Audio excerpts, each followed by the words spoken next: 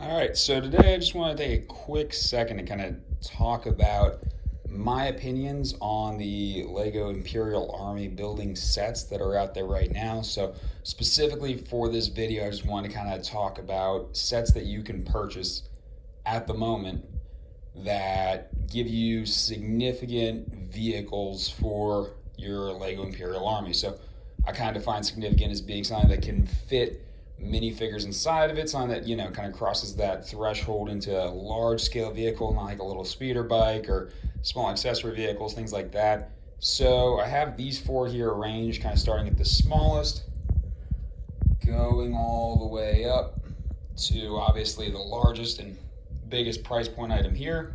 And these are of course just all Imperial ground vehicles. The point of this video is just to kind of take a second to give my thoughts on what here is kind of the best for army building, gives you the best flexibility for trying to create a large scale army, whatever echelon you're trying to create, whatever units you're trying to build, just figuring out where the best economy of force is in what you're going to buy. So to start off with, I'll just give my opinion right up front. I think the best set here for building an army is this one. The smallest one, the Imperial Armored Marauder, is, in my opinion, the easiest and fastest way to build a significant army. I think playability-wise and just features, it has a lot. You've got a lot of little accessories, that kind of stuff. I've edited mine so that you can rotate this little turret the full way around. Made a few other edits here and there to make it essentially as, foolproof as possible, like this little front window pane and just kind of giving it like as maximum realism as possible. But as far as price to usability, this is by far the best option. Additionally, another thing I like about it is if you're trying to go for an Imperial Army that somewhat resembles tactically and functionally a modern military force, this I'd say is your best bet, because realistically, functionality wise and all that kind of stuff, it very much resembles a modern military vehicle, whether it's a Stryker, Bradley, or something like, any modern armored troop carrier. It has similar features to that. A mounted weapon system up top, rear opening door. It's got side opening doors, which aren't super common, but a lot of these little like movable hatches and stuff just give it a ton of functionality as a military vehicle. So realistically, if you had to buy one set to build your army from this table, I would say it's that. Now with that said, the drawbacks to that for any serious Star Wars fan are kind of apparent, right? There's the fact that it lacks that iconic look that all these other sets kind of have, right? Especially this one, obviously. But this is just a real small little, almost like a battle pack type set, in the sense that it, for the price, has a decent number of minifigures. It's good for army building, but it's not, like I say, the type of set that sells specifically for this build. So kind of moving on to what I think comes next, I think it's worth noting the elephant in the room here, this big guy just kind of sitting here on the table, because this is of course what a lot of people have been looking at in recent months, in the past year, as being like a great army builder. And I think it is a fantastic set. I absolutely love it. But I don't think it's a great army builder for two reasons. One, of course, being the price point. You would be hard pressed to purchase more than maybe one, two, if you really want to commit, maybe three. So I think obviously the price point kind of kills it there. The other thing I would say is just think about in terms of what functionality you're trying to build for it. Because the thing about the AT-AT is that despite the fact that it as a set and it as a vehicle in Star Wars is absurdly cool, is absurdly, like awesome looking, functionality wise, very complete, very, interesting to look at, very intimidating, very, in this case specifically, very fun build, but it's not resembling any real modern military doctrine in terms of what it can do. So, I mean, when you think about it in the context of what it can hold inside, right? Because obviously a big thing that people love about this set is that it has the correct 40 seats for minifigure storage. Awesome. And the interior in this, mind you, is by far one of the best features, I think. It is absurdly detailed. Same thing with up here in the cockpit. You have just a crazy level of details, of, you know, specific little features, that kind of stuff. These little things that you don't even think about, but that they add in, are just great. I love that about this set. But what modern military vehicle can carry 40 personnel in it, right? Like, that's pretty much a full platoon company if you want to do smaller size units. So it's very hard to kind of fit this to a structure like that. And I think, as cool as it is and great as it is, I can't see myself getting more than just this one. Additionally, because this right here alone was several weekends worth of construction for me. And so the idea of like 3 or 4 of those, it's like at that point, this is my one thing I'm building. This is the one thing I'm buying. This is the one thing I'm building. And that's fine. That's, if that's your cup of tea, that's fine. But it's like, I like a little bit of diversity in my units. I like a little bit of differentiation, that kind of stuff. Which kind of brings us to these two in the middle. Because the thing about these two is, I think they're a good pairing, right?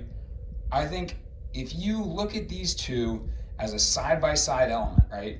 Get maybe 1, 2, 3, maybe 4 of these guys. 1, 2, 3, maybe 4 of these guys. They work pretty well. The thing I've heard pointed out a lot is that the scale of this fits more with this AT-AT than it does with this smaller scale AT-AT, which I think is understandable. I mean, this is pretty much built to what it is correctly in the film, whereas this is, of course, a much smaller scale AT-AT.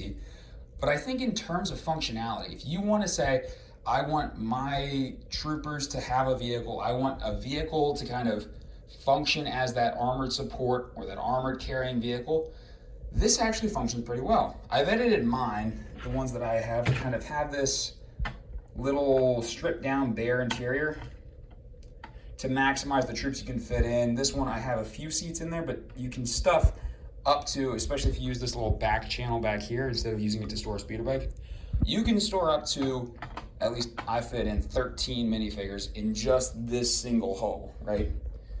Which, compared to the price point, if you're looking at this for $160, that's genuinely a better storage of minifigure to price ratio than this one, which is, of course, $800 and can only fit 40. Of course, you could stuff plenty more in, and I'm not going to argue that overall there's a whole lot more realism in this interior, but if you want to have, troop transport, I would say you're better off with this. And if you want to then have another echelon, another element added in to create, let's say, a combined arms battalion or something like that, you can get these little guys. Now, price point wise, these are, in my opinion, a little expensive for what you actually get with them. You get a little recon vehicle, little recon probe as well as, of course, 3 minifigures, rebel trooper, vehicle driver, and snow-covered Chewbacca. But the big selling point, I think, for this is, A, it looks pretty cool. It fits pretty well. It doesn't have a lot of functionality in terms of the fact the legs can't move very well in like opposable positions. You can only really move them back. And even then, there's only so many poses you can actually have this in. But I think what it really does well is complement these ones. Complement your small size AT-ATs by having these small little lighter assault vehicles and give essentially whatever type formation you're trying to create that very, very efficient type of combined arms look, where suddenly you don't just have a whole lot of one vehicle, you've got other types of vehicles with other types of capabilities. So I would say that at the end of the day, these two are better set as a group. And to kind of sum up my opinions here towards the end, I would generally run it down like this. If you said I could only get one of these sets to build an army, right? If I, let's say I had $800, or just to make it maybe a bit more fair, let's say I had $1,000 to buy any of these sets and, let's say, try to create necessary battle packs, that kind of stuff, to get my minifigures up as well, I'd say this would be it. Hands down, you get an absurd amount of these, and they're so dynamic. You can make them into medical evacuation vehicles, you can make them into assault craft, just simple troop carriers, engineering vehicles, whatever it is you want to create with these, you can really play around with them, especially since they're so inexpensive, at least compared to these other ones. There's a lot of functionality there.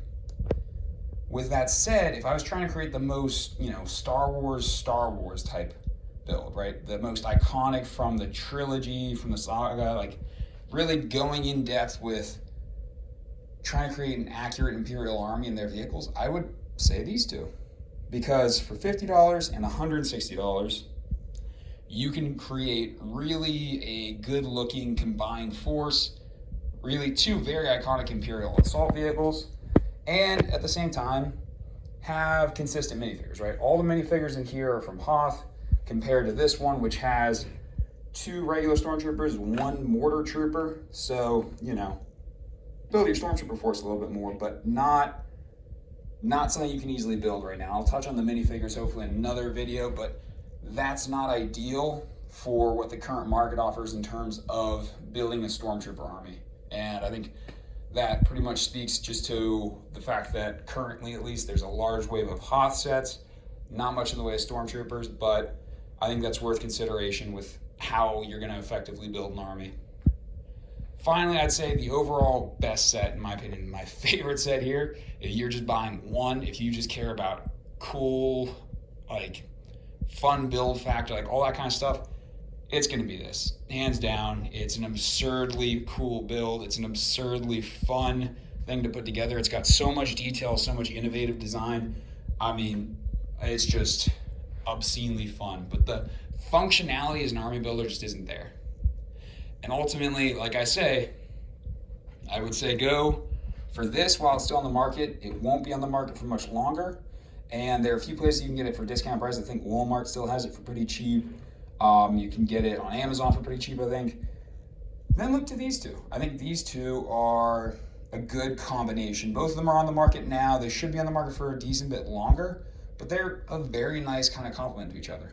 And then finally, I think if you have the money for just this one is, just an absurdly fun build, definitely worth the money that you would spend on it, just simply because of how cool, how authentic, and how detailed it is. But to recap, not a great army builder.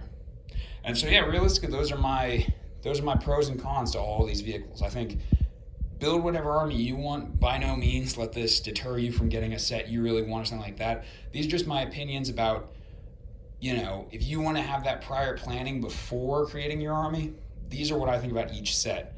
I think that the functionality compared to the price point, compared to just the overall, okay, what can I really, what type of army can I really build with just this or just that or a combination of these? That's just kind of what I'm trying to give here based off of my opinions after buying, owning, using these, and generally how I think they all play out. I'll try to do follow-up videos perhaps, depending on how this one does, on what I think of each vehicle, the little tips and tricks I've found to kind of modify them for full functionality. But yeah, those are my ultimate opinions on army building with the vehicles that are currently for sale from Lego Star Wars. And yeah, that about concludes it.